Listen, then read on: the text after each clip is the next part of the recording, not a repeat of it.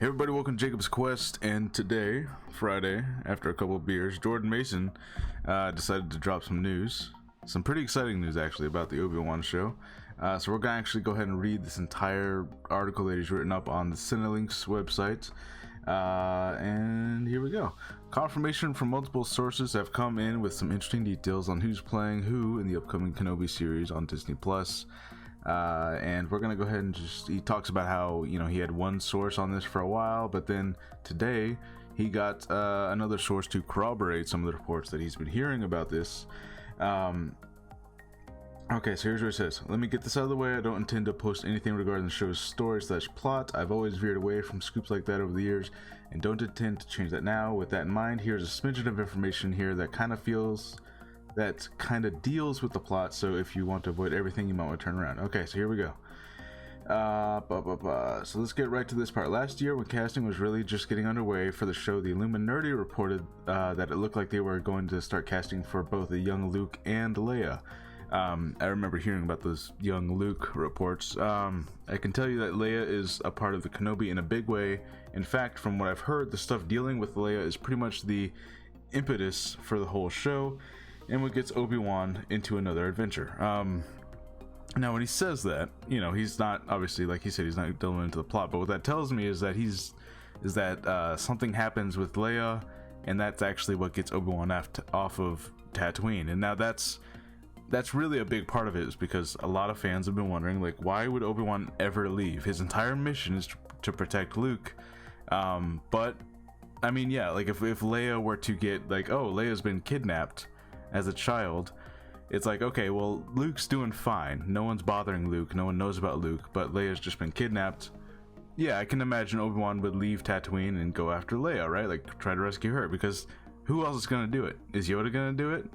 I mean, it'd be cool if Yoda did it, but he probably not, right? So yeah, that makes sense to me. If that's the case, if that's kind of the direction they're going, that actually makes a lot of sense as to why he would leave Tatooine.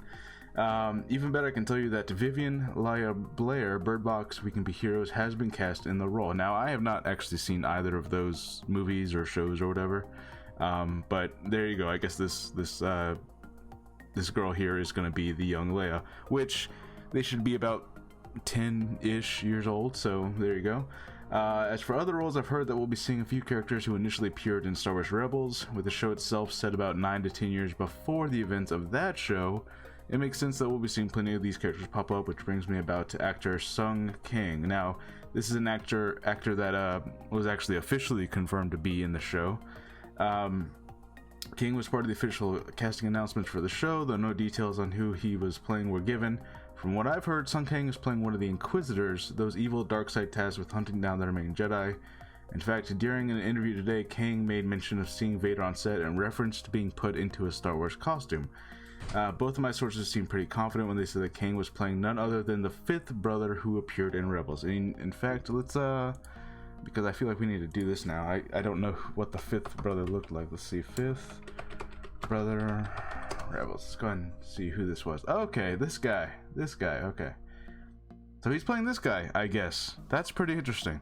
Now, if I remember correctly, I think he also died. I think both of them died. The fifth brother and the girl Inquisitor. I think they both died at the hands of Darth Maul on Moraband, or whichever planet it was in Rebels. Spoiler alert, I guess.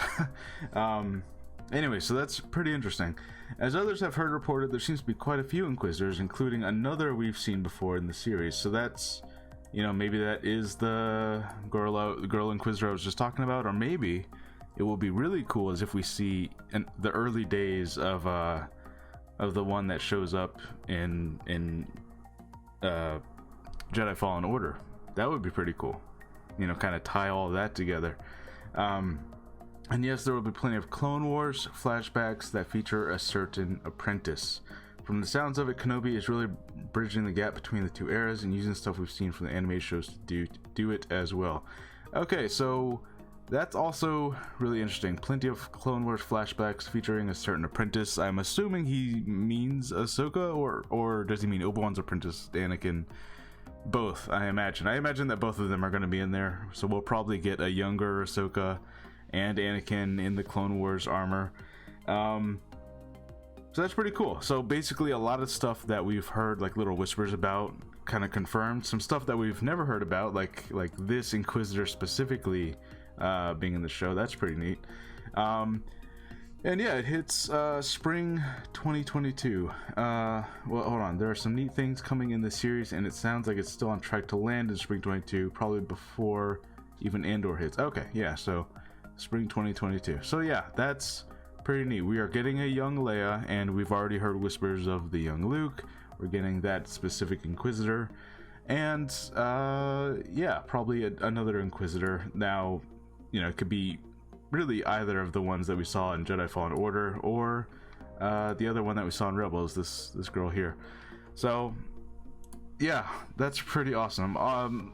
Look, we were all already excited about Obi-Wan because Hayden Christensen's coming back, and Anakin's going to be playing, you know, both Vader and Anakin during flashbacks, I'm assuming. But yeah, I'm kind of interested in what sort of flashbacks they choose to show, because I feel like, you know, we're only probably going to get 1 or 2 flashbacks total. I can't imagine that's going to take up a giant chunk of the show. There's only, what, 4 episodes? So yeah, anyways, let me know what you guys think. Pretty cool. All right, I'll see you guys next time. Bye.